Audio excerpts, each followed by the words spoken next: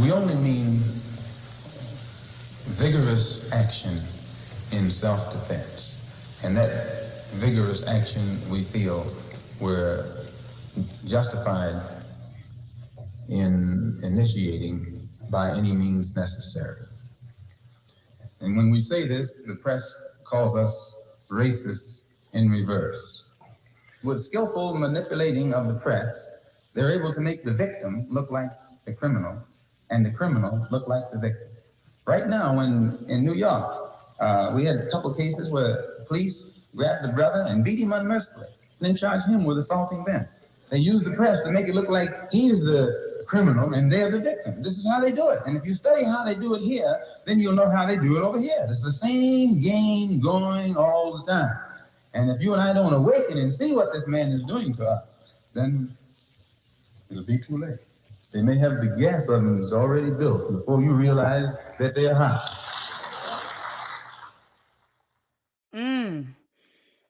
So that was our beloved Malcolm X saying to watch. He warned us in 1965. He said, beware of media manipulation. He says the media has the power to make the guilty look innocent and the innocent look guilty. Let me play another clip of our beloved Malcolm X speaking, because we say we love Malcolm X, but a part of loving our heroes and our sheroes is heeding their words. So we say we love them, but do we actually heed their words? Let me play another clip for you of our beloved ancestor telling us to beware of media manipulation. When you have a revolution in the country, the first thing you take over is the radio. And then you start telling the people, everybody, the war is over. And so all of them surrender. No, they believe that thing right there. And once they take that over, they start telling you where you are and where they are, and you fall right in line. It's plain thought control. The majority of the American people aren't segregationists. That the majority of the American people aren't imperialists. But the government is, the structure is, the power faction is. So, how then do all the majority go along with it? Because those who sit in power over the television, over the radio, and over the press is constantly telling those who are the masses how free they are, and how this they are, and how that they are.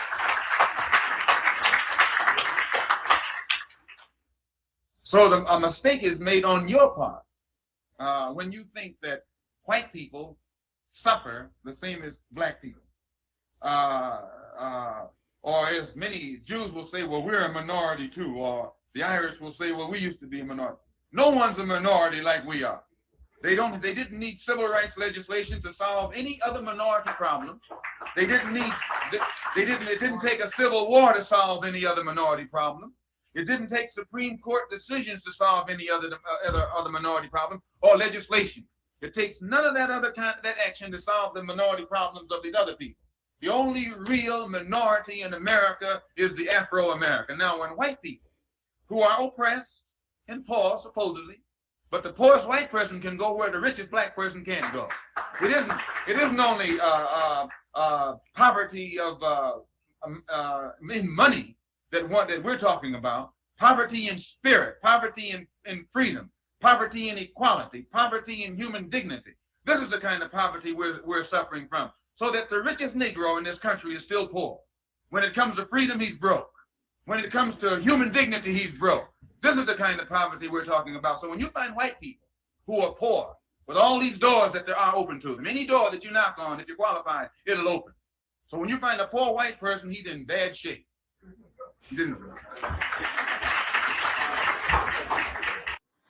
All right, so that was our beloved ancestor, Malcolm X, talking about media manipulation and how we have to be very careful. Very careful of, be mindful of what we see, question everything. And that's what our beloved ancestor, Malcolm X, advised us to do. So I know you saw the title, family. Thank you so much for tuning in. I know this was sort of like an impromptu of me going live. I usually go live at 8 o'clock on Fridays and Saturdays, but I've just been appalled at some of the things I've been seeing on social media. And let me pull up this article right here. And I know you see me wearing my Howard University t-shirts. They say HU, And I love Howard University. I love Howard University. I do. Howard University is one of our premier HBCUs. And so I do respect the university. In fact, the dean that started the School of Engineering at Morgan State University, Dean DeLoach, he came down from Howard University. He came down from Howard, and he brought a lot of professors from the School of Engineering at Howard down to Baltimore to start the School of Engineering at Morgan State University. So I have nothing but respect for Howard, but I was very, very disappointed when I learned that Howard University students and alumni called for Felicia Rashad to step down as dean after supporting Bill Cosby. I was utterly appalled, family, when I read this, because as you know, Felicia Rashad was appointed as the dean of the School of Fine Arts at Howard University. And she tweeted once Bill Cosby was exonerated in the Supreme Court in Pennsylvania, throughout the charges and the convictions. She tweeted that she was happy that a miscarriage of justice had been corrected. That's all she said. That's all Felicia Rashad said. She said, I am happy that a miscarriage of justice has been corrected, right? And so what miscarriage of justice is Felicia Rashad talking about? Well, family, the charges and the convictions that of Bill Cosby, they were thrown out because of prosecutorial misconduct. And let me define everything for you. Let's start there. It was thrown out because of prosecutorial misconduct. What is prosecutorial misconduct? In jurisprudence, prosecutorial misconduct is an illegal act or failing on the part of a prosecutor, especially in attempt to sway the jury to wrongfully convict a defendant or to impose a harsher than appropriate punishment. Okay, and that is what Felicia Rashad is talking about. She's talking about the prosecutorial misconduct that took place in Bill Cosby's trial, or in the Bill Cosby case. Well, what was that? Well, they violated Bill Cosby's 5th, 6th, and 14th Amendment. Well, let's read the 5th Amendment, shall we? What does the 5th Amendment say? All right, it says the 5th Amendment, no person shall be held to answer for a capital or otherwise infamous crime unless a indictment of the grand jury, except in cases arising in the land or naval forces or in the militia, when actual service in time of war or public danger, nor shall any person be subject for the same offense to be twice put in jeopardy of life or limb, nor shall be compelled in any criminal case to be a witness against himself. Wait a minute. What happened in this case? The prosecutor used things in the deposition and turned around and charged them. And what does it say right here? Nor shall be compelled in any criminal case to be a witness against himself. All right. Nor be deprived of life, liberty, and property without what? Due process of the law. Nor shall private property be taken for public use without just compensation. They also violated his 6th Amendment. Let's see what the 6th Amendment says. It says, in all criminal prosecutions, the accused shall enjoy the right of a speedy and public trial by an impartial jury of the state and district wherein the crime shall have been committed, which district shall have been previously ascertained by law, and to be informed of the nature and cause of the accusation, to be confronted with the witnesses against him, to have compensatory process for obtaining witnesses in his favor, and to have the assistance of counsel for his defense. Note, family, I also said they violated his 14th Amendment. The 14th Amendment says all persons born or naturalized in the United States and subject to the jurisdiction thereof are citizens of the United States and of the state wherein they reside. No state shall make or enforce any law which shall abridge the privileges or immunities, because remember he signed, right? Remember he signed this, he made a deal that said, hey, I'm not going to use this against you. Okay, you're immune from being prosecuted or immunities of citizens of the United States, nor shall the state deprive any person of life, liberty, or property without what? Oh my gosh, due process of the law, nor deny to any person within its jurisdiction the equal protection of the law. So family. This is what she said they violated his 5th, 6th, and 14th Amendment. That's what happened. These are facts. These aren't feelings. So some people say, well, Dr. Maat, do you think he was still guilty? Do you think he did it? Or are you going against the victim? I'm not dealing with none of that emotionalism right now, family. I'm dealing with the facts, family. I'm dealing with the facts. And the facts are that regardless of what transpired, whether he did it or didn't do it, the fact remains, family, that his 5th, 6th, and 14th Amendments, they were violated. That's why it went to the Supreme Court, and the Supreme Court threw it out. And so Felicia Rashad, she sends out a tweet. She says, I'm happy that a miscarriage of justice has been corrected. That miscarriage of justice, family, is the fact that the prosecutor violated his amendments. They violated his rights. And that is classified as prosecutorial misconduct. That is the miscarriage of justice that Felicia Rashad is talking about. That's what she's talking about. She didn't side with the victims. She didn't say that she agreed with the allegations. She didn't say any of that. And see, family, this is what happened. This is what happens when you have a brainwashed society. When you have a society that is taught what to think and not how to think. I'm going to say that one more time. This is the stuff that happens when you condition a society and you teach them what to think instead of how to think. Because anyone with critical thinking skills would look at this and say, well, wait a minute. Okay, the miscarriage of justice she's talking about is the prosecutorial misconduct. They violated his amendments. Okay, that's what she's talking about. But you had a lot of people in an uproar saying that she's siding with Bill Cosby, she's against abused women, and all sorts of nonsense, family. All sorts of nonsense.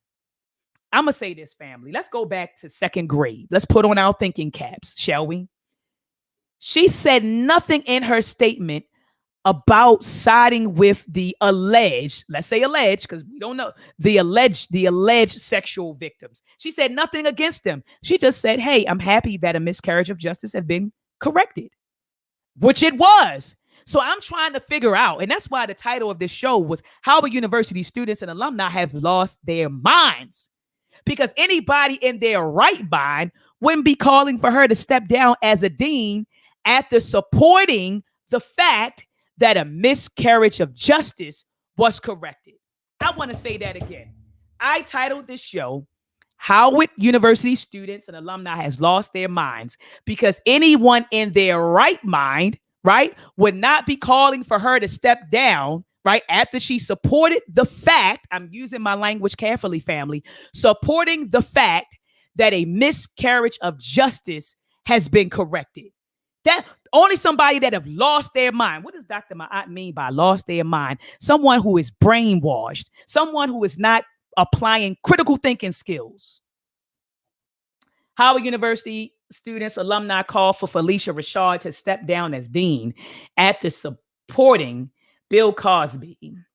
It says Cosby show star Felicia Rashad is facing tough opposition in her upcoming latest gig as dean of the Howard University College of Arts. I'm sorry, I said fine arts earlier.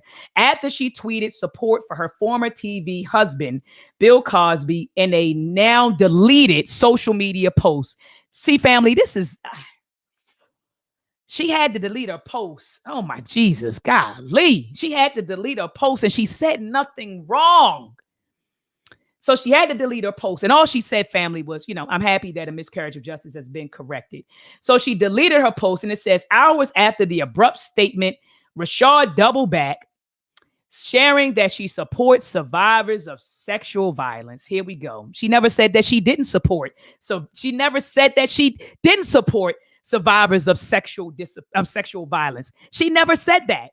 So now she had to double back and say, I fully support survivors of sexual assault coming forward.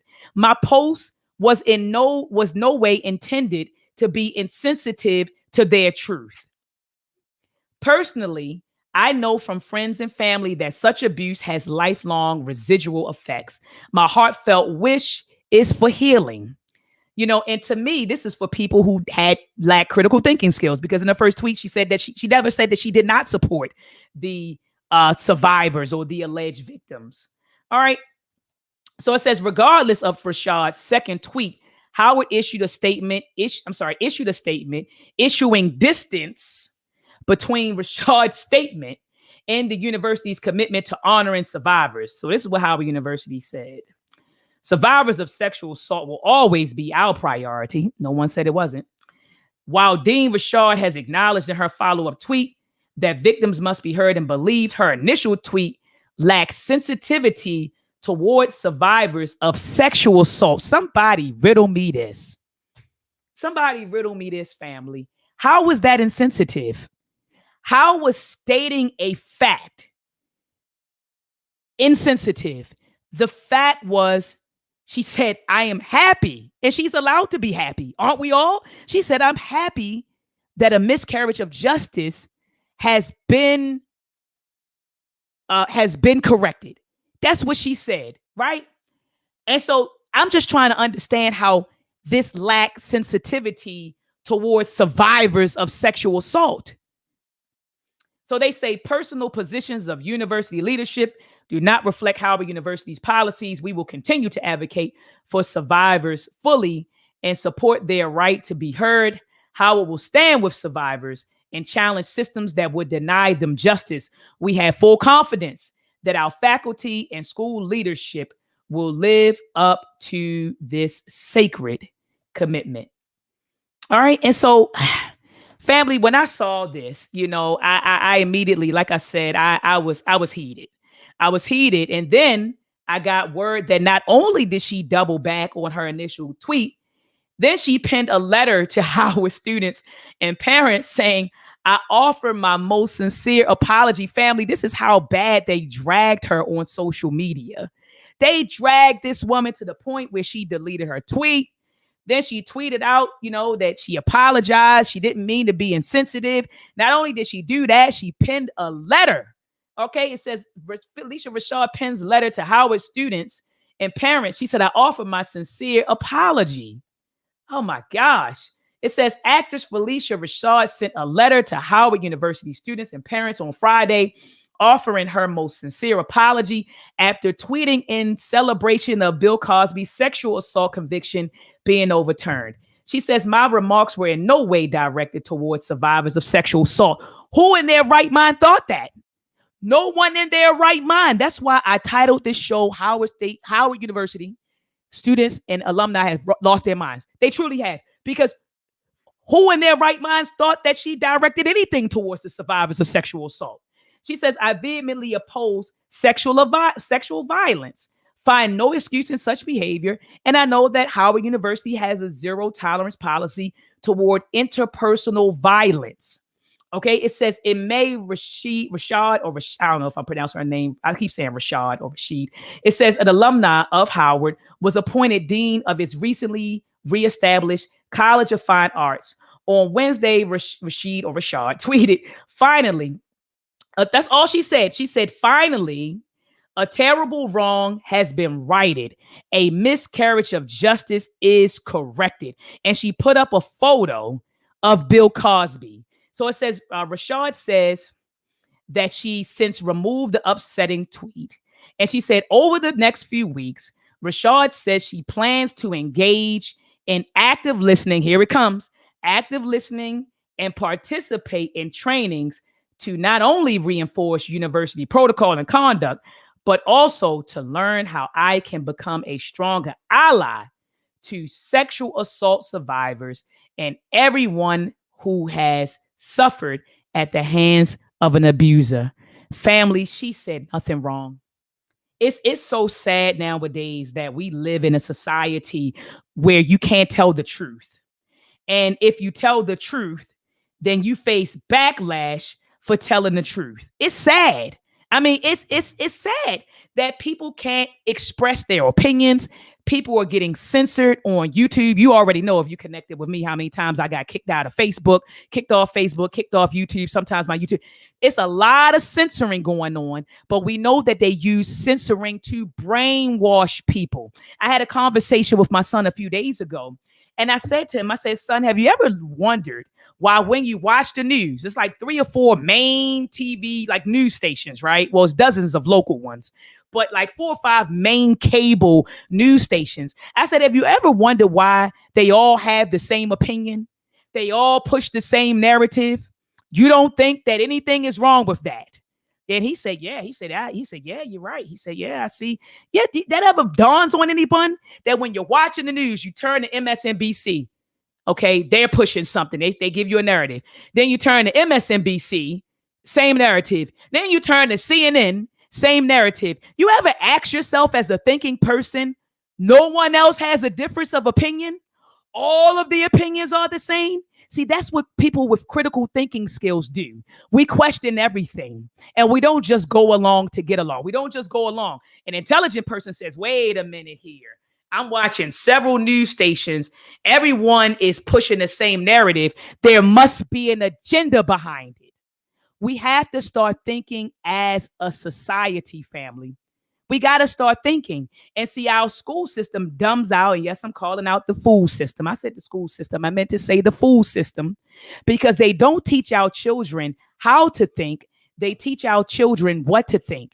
And when you do that, you end up with a society of people who can't think for themselves. So the media does all the thinking for you, just like with Biden and Trump.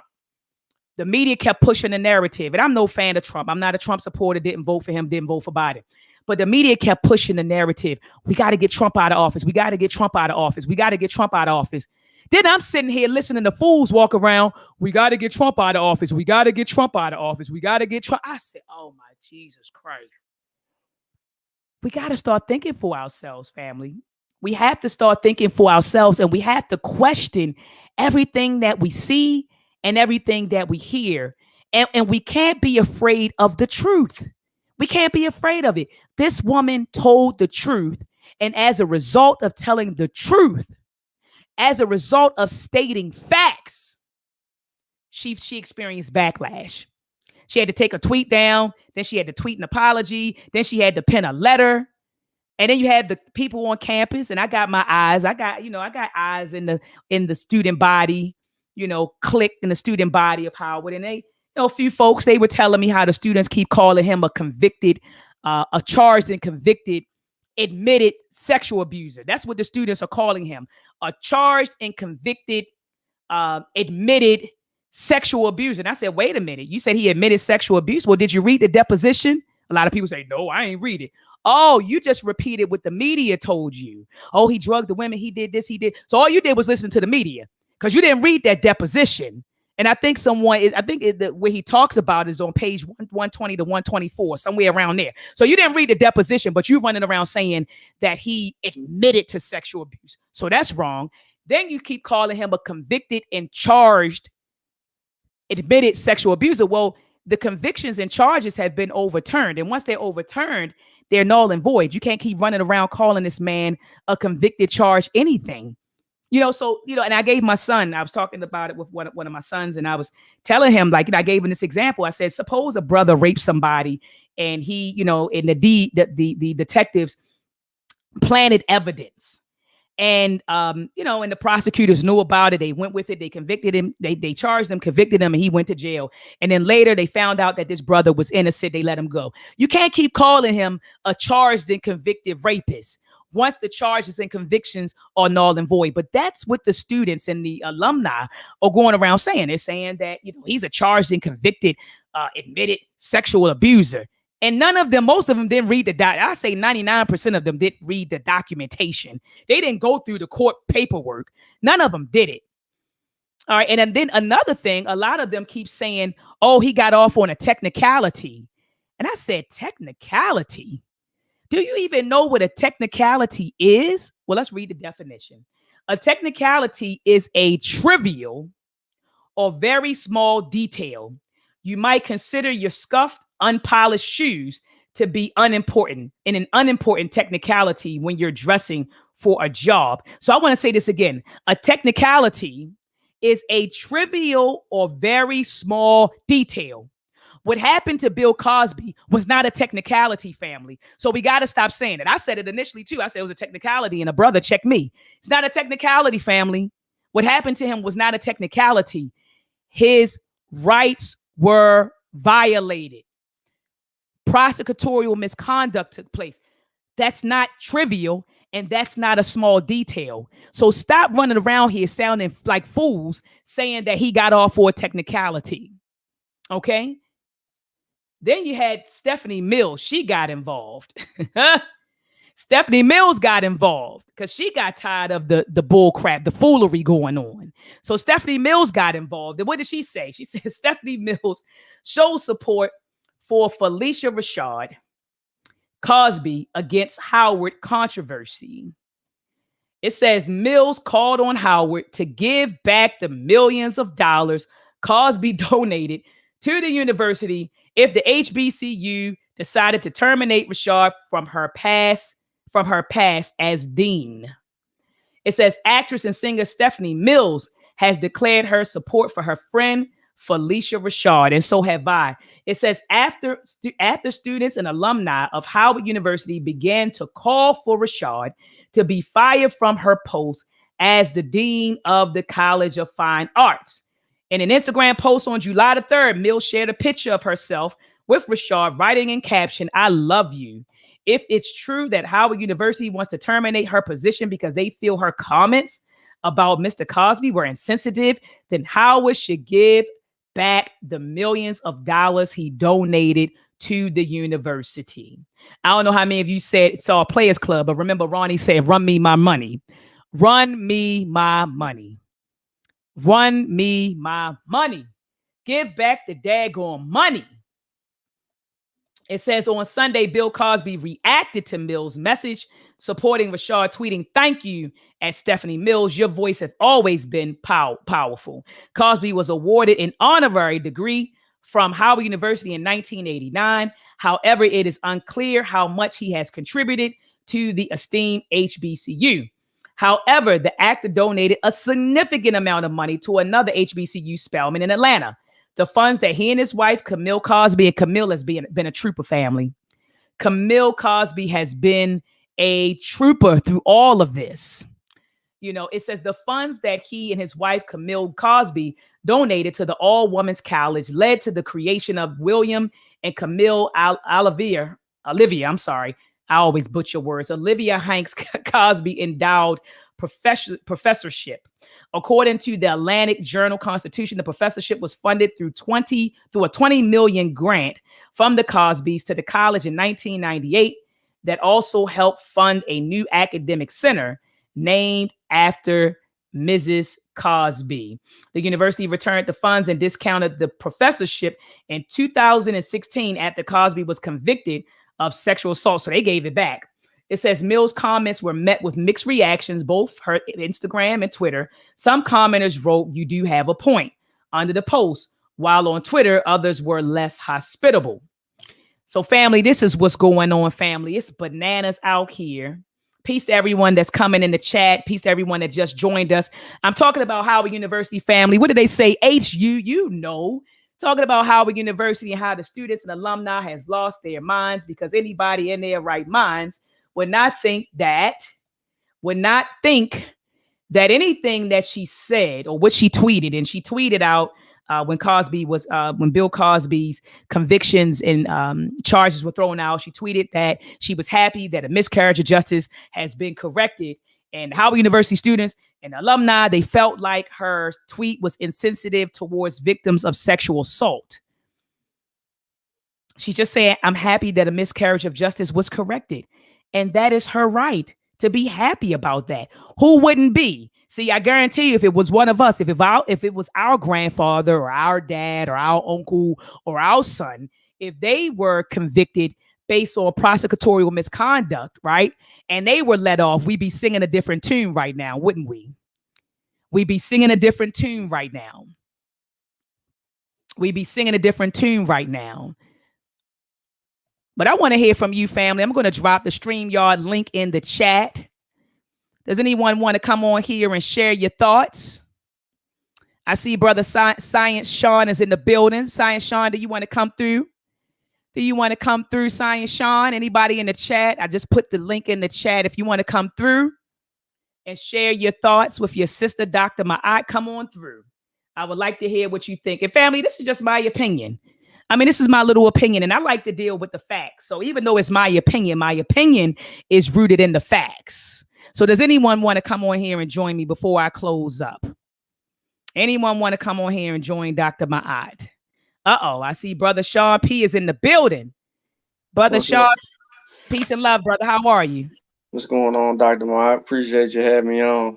Hey, no problem. I appreciate you coming on, brother. What are your thoughts about this whole, the Howard University students and alumni going at Sister Felicia Rashad? What are your thoughts about that, brother Sean? That's a slap in the face for someone who contributed so much to the culture of Howard University and just to the upliftment academically of the school. You have to think about how involved the Cosby Show was in Howard University, right?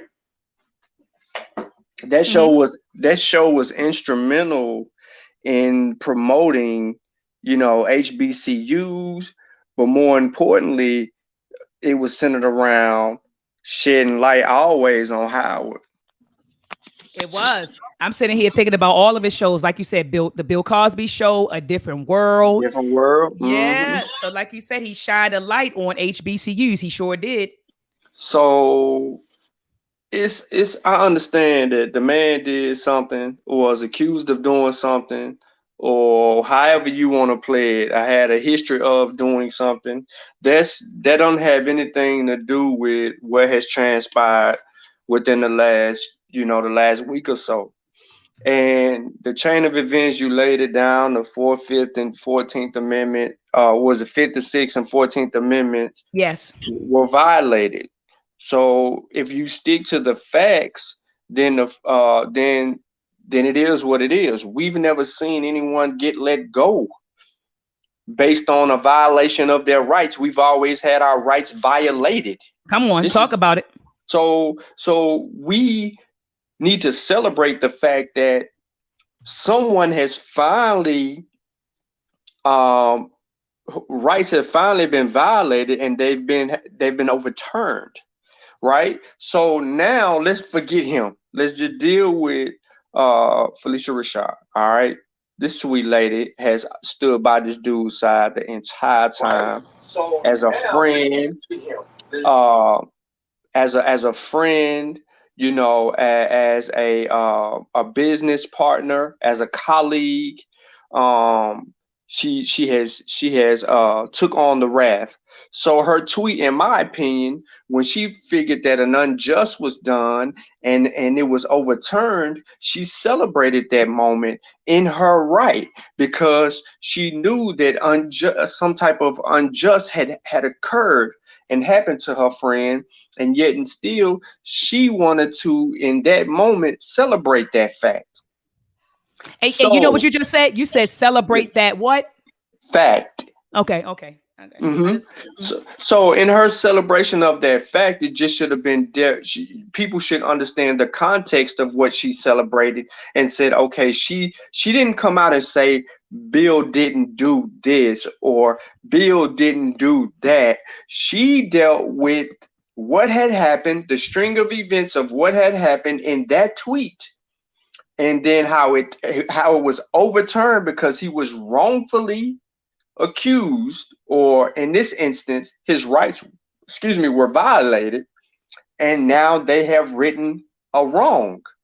That's it. She didn't go and talk about nobody being sexually assaulted or none of that stuff. She didn't deal with the claims of the case or any outcome in the case. She dealt with the unjust part of the rights, his rights, because he is still a citizen of the United States, at last that I've learned, and he still has rights. So I have a problem with the university from this perspective is because, first of all, although she's a representative of the university, her tweet really isn't overshadowing Howard University. And the students, the ignorance of the students is this is the same thing that we talk about and we continue to talk about how misinformation gets around faster than the truth. So the students are misguided, and this is supposed to be a HBCU excellence. Say Like it. we supposed to be looking at this accredited college as HBCU excellence. Where is your excellence at in this moment? Your excellence is to stand with the evidence, support your dean, and then, if you really had some issue with it, she could have kept her tweet and came out and said what needed to be said from a different perspective so that people don't assume she is belittling the people who felt like that, he should still be in jail and all this other stuff. The people that accused him of sexual assault. She never made that claim. She never dealt with that. So if you're a institution of Black excellence, you have to stand on that and stand with her. But you let her down, and you let yourself down, and now you're trying to do all of this what they call it, quality control or whatnot, and they just going about it just wrong, man. But I think that if the institution is taking this approach and our kids are regurgitating the information, that shows us that our methodology and our ability to solve real world problems is way off because we're driven by that push of the button, emotions. So how could we come to an honest conclusion when driven with emotion? You can't. You can't. You got to take the emotions out of it. You have to take the emotions out of it.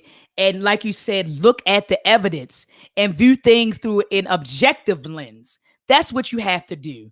And so when they said that she was in her tweet was insensitive, it lacks sensitivity to victims of sexual assault. I said, what the hell? I said, what tweet were they reading? Were we reading the same tweet? Because all she said was, hey, I'm happy that a miscarriage of justice was corrected. It was a miscarriage of justice. And like you said, Sean, shouldn't we be happy about that? And then so, like you said, this is one of our premier HBCUs that has a population of people who aren't thinking. So it's like, what the hell are you all doing over there? But anyway, the Melanated Cafe, I see you, brother. You in the building. You have the floor, brother. What are your thoughts on it? Peace, sister. Peace, sister. Peace. I always go back to the documentary Buck Breaking that recently came out, because just looking at the whole situation, it's not so much for me what they're doing or what they did to Bill Cosby.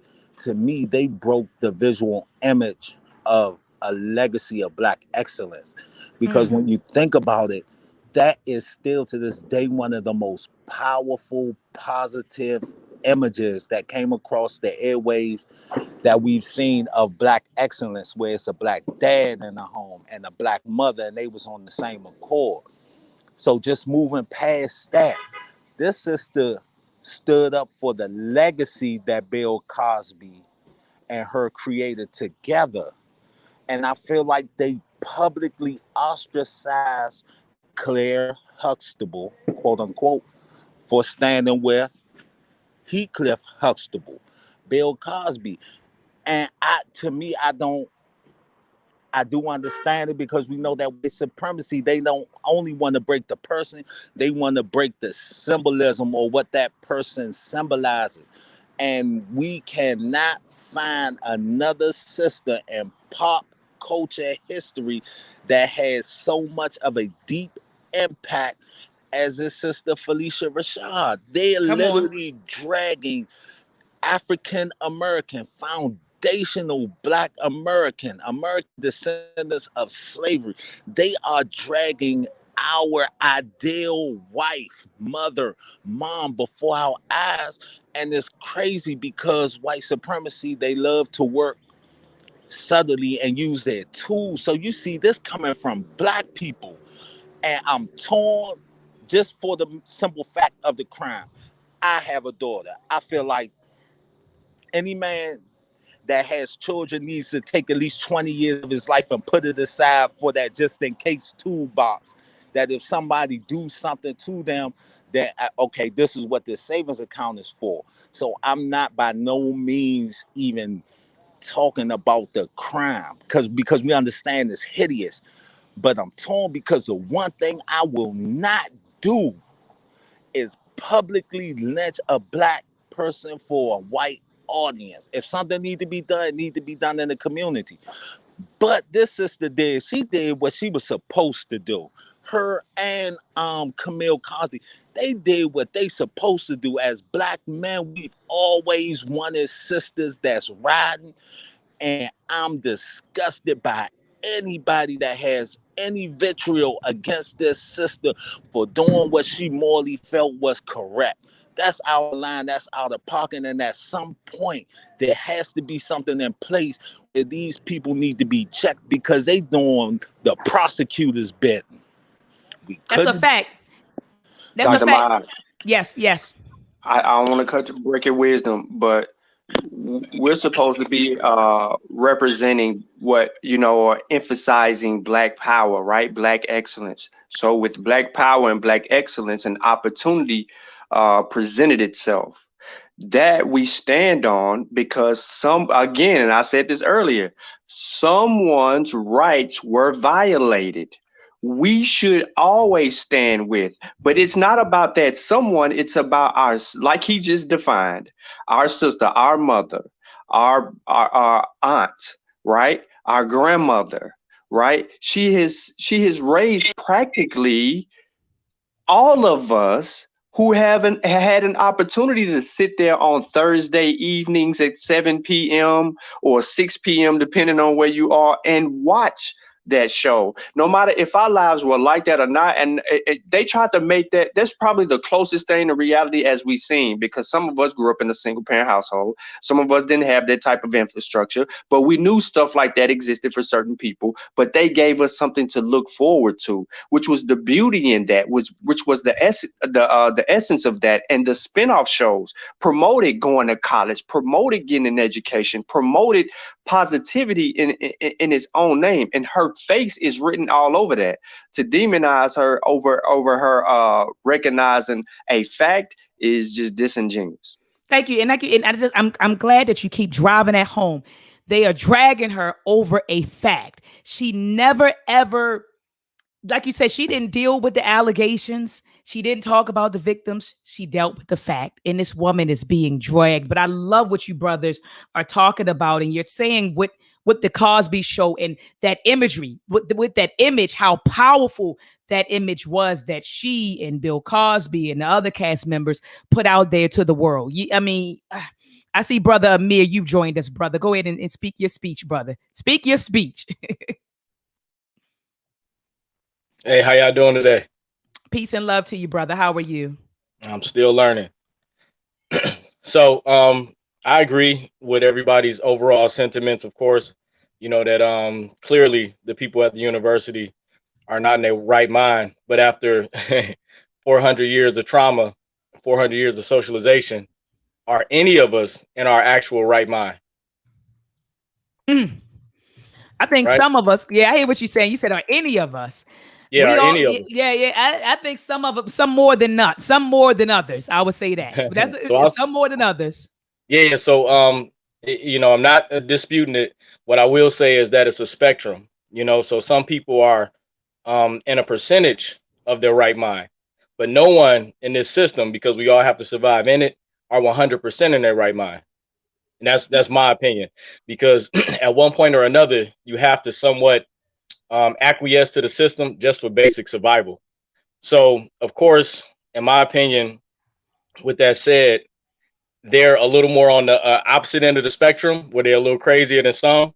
And I tend to think that us in the conscious community, we represent a very small population, a very small percentage of the African-American, Black, whatever you want to call it, population. So with that said, what can we do to help our brethren that are on the further end of the spectrum? because, you know, everybody always says, okay, what's the solution? And 3 films that I think about are Hunger Games, Sorry to Bother You, and the last one I just saw, it'll come to me later. But anyway, those 2 in particular, Hunger Games and Sorry to Bother You, they talk about controlled opposition. So from a standpoint of controlled opposition, most of the people that are quote unquote dragging Felicia Rashad, they literally think they're doing the right thing, because to your point earlier, they're constantly inundated with a certain message. So if you're inundated with a certain message and you're told that this is right, and on the other end, conservative people are wrong, then you at least think that you're taking a position of right.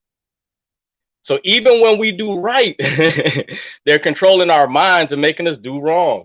So with that said about controlled opposition, with that said about our collective group being so racially socialized, how do we, as the people who can see things a little more clear, provide a message that other people can understand? So that's my question for everyone. You know, what do we do? What do we do? Well, you know, my front and Brother Sean will tell you I'm an educator. That's what I do. I believe that in order, if we want to change the minds, we have to change the education. So what I do is that's what I do for a living. So education is very important. We as Black people, we need to establish and support our own educational institutions, create and develop our own curriculum. And we are doing that. There are a very few black independent schools. Like you have Brother Marcus Klein with the Freedom Home Academy. You got Brother Amin and the Uhuru Academy. You got Mama and Yaba Rudy down in Atlanta with the Akabin House. So they're very few. You got Nation's House in DC. But I'm saying as a collective, we need to be, in order to control the consciousness, in order to change the consciousness, you have to control the educational institutions. Not only do you control the educational institutions, but you have to control the media. So we can control the education all we want, but if our children are coming home and they're watching CNN and MSNBC and ABC and BET and any other ETs you can think about, if they're coming home watching that, you know, so we have to control the information and we have to control the image. And that is what I'm saying to you, brother. And that's where we need to be directing our efforts towards: controlling the education, controlling the information, and controlling the image. That's what we need. But I see that somebody unmuted their mic. Brother Melanated Cafe, did you want to add to that, brother? A couple of really quick points.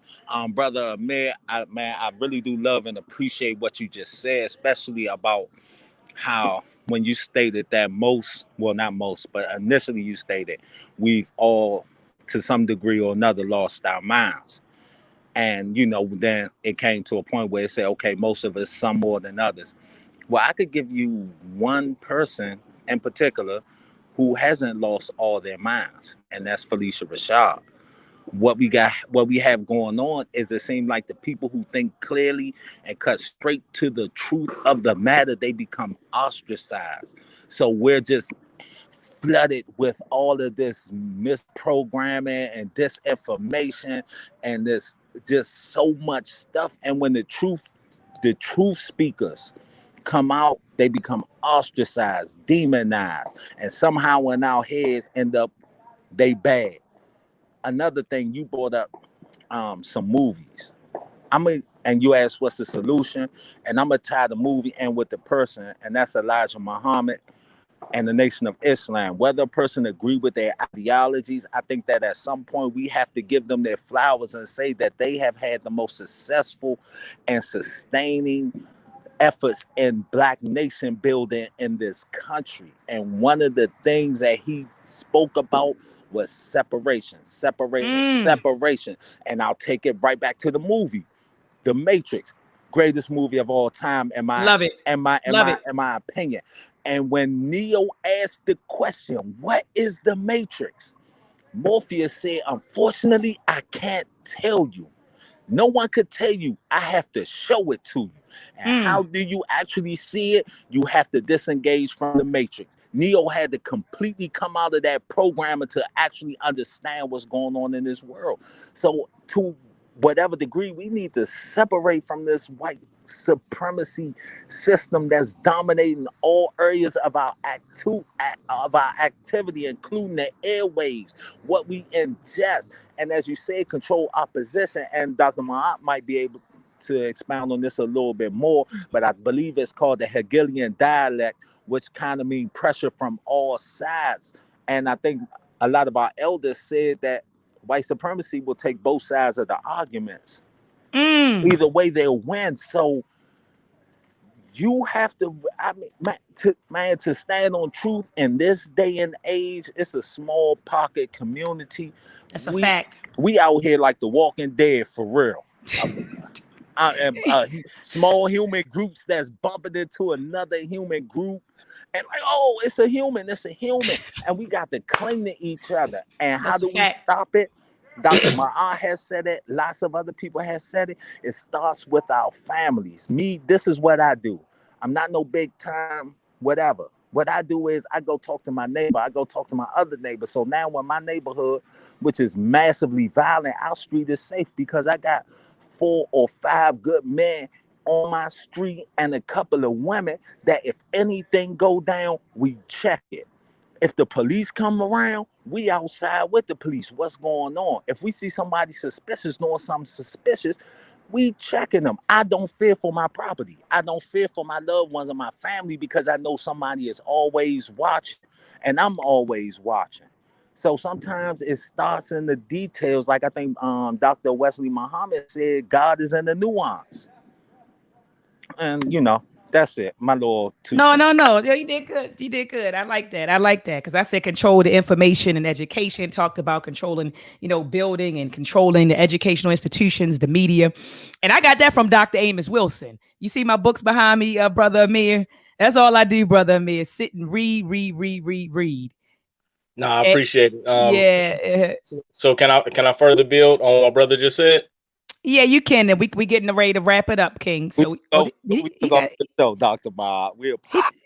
He just got out of there. He said he wanted to build and then he just got out of there. Hopefully come back on because I wanted to hear what the brother had to say. It's another person trying to get in. Brother Will, you on? What's your thoughts, Brother Will? Yes. Yeah, can you hear me? I can hear you, Brother Will. I hear you loud and clear, brother. Go ahead and speak your speech. Okay. I was talking about cash contributions. You don't have a cash contribution outlet? You talking about me? A cash contribution?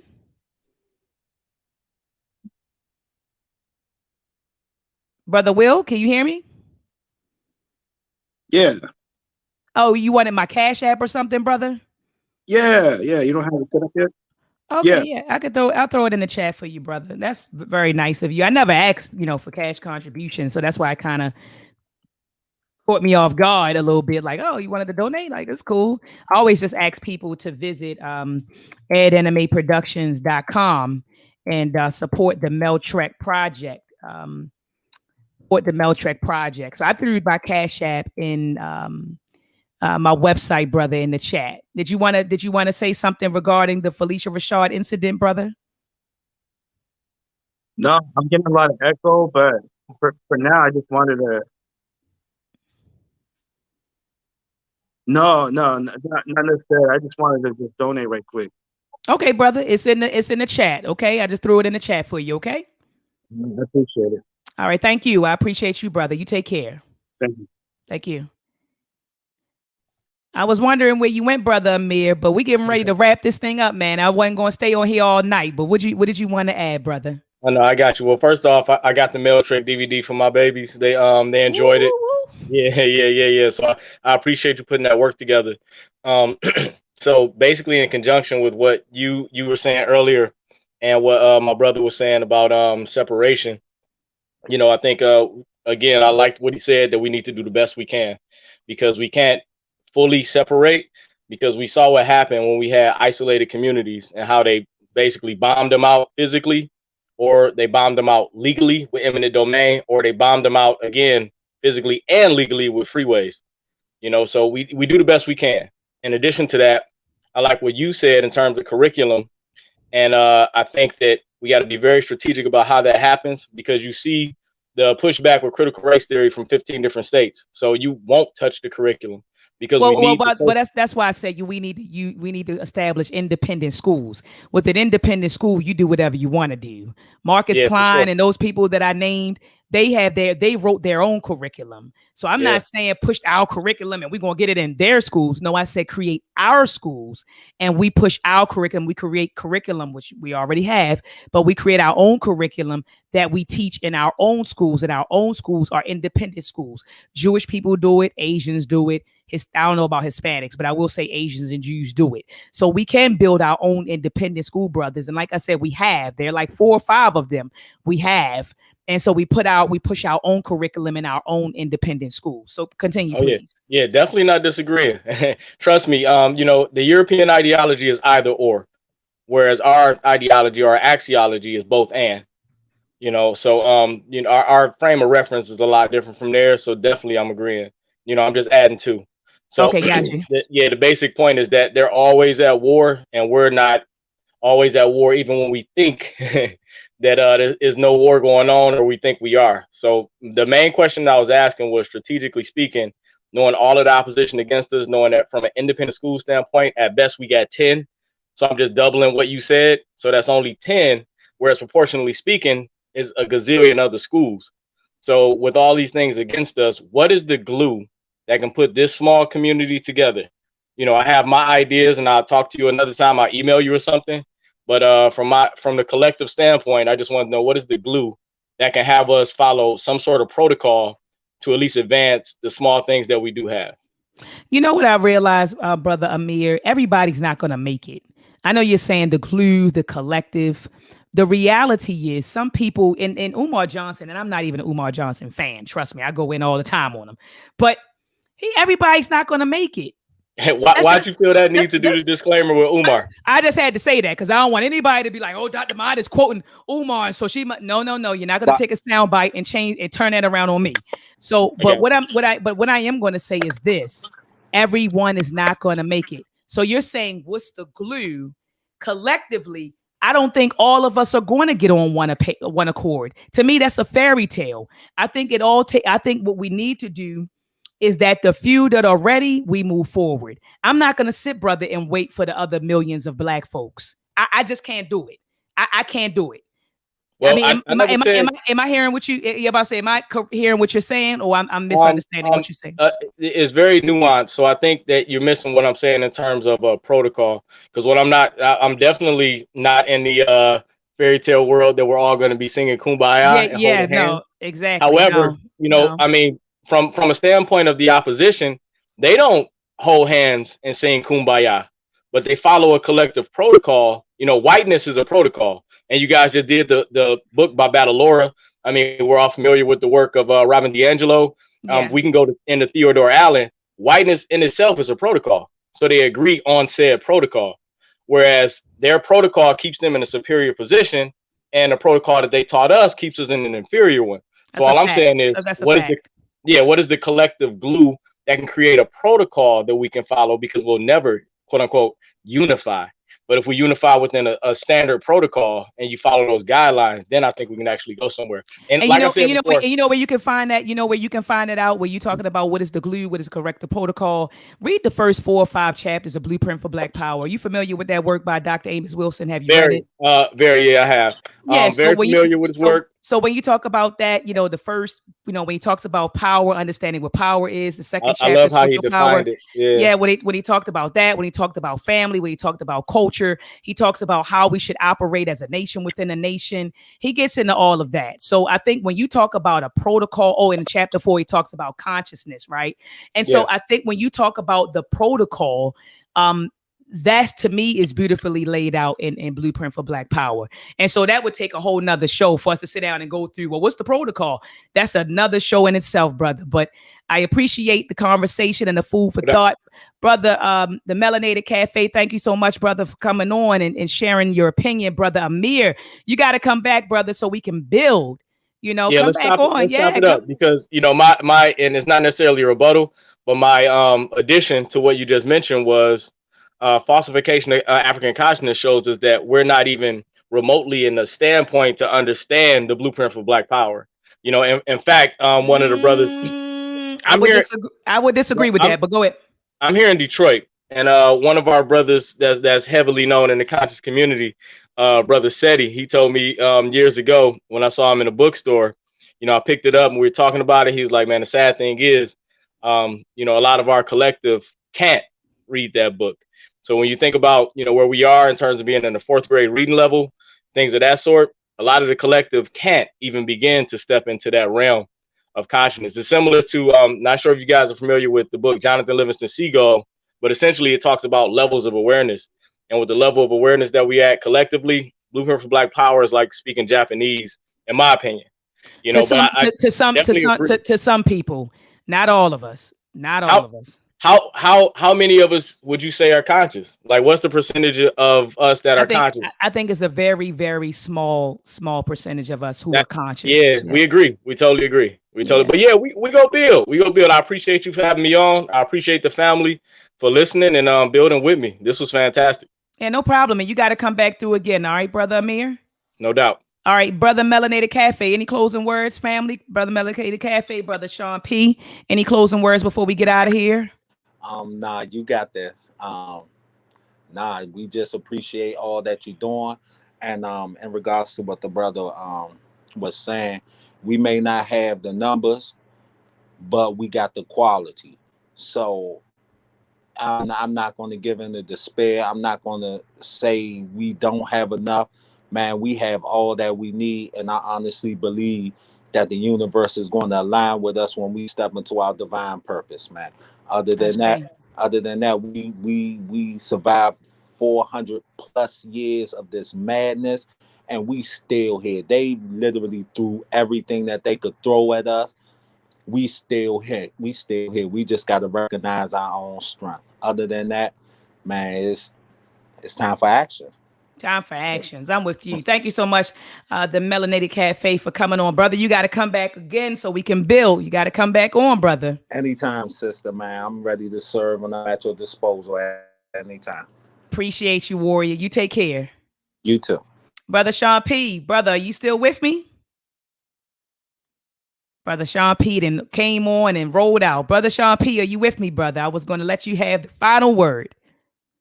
All right, brother Sean P. is out of there. He probably walked away from his computer. All right, family. So join me back here. I'll probably come on again tomorrow. Maybe tomorrow, the next day. You heard about the white supremacists getting pulled up on in New Jersey. I know you heard about that, family. You know, the white supremacists on a YouTube video. I think he was on social media. He was being recorded and he was calling these black folks monkeys and all kinds of stuff. And then they said, yeah, we're recording you. He said, I don't care. And you know what he did? He said, this is my address. Bop, bop, bop, bop, bop. And before you know it, the brothers and sisters, they were there. And he just got arrested, in a matter of fact. He got arrested. So I might come on for another build, probably either tomorrow or Thursday, just talking about the pull-up. You know, brothers and sisters have been pulling up. You know, they call it the pull-up summer, #pull-up summer. And that's really what's been happening. Brothers and sisters are pulling up. Brothers and sisters say, you ain't going to sit here and talk about us or do something, you know, say something to us or do something to one of us and we not show unity.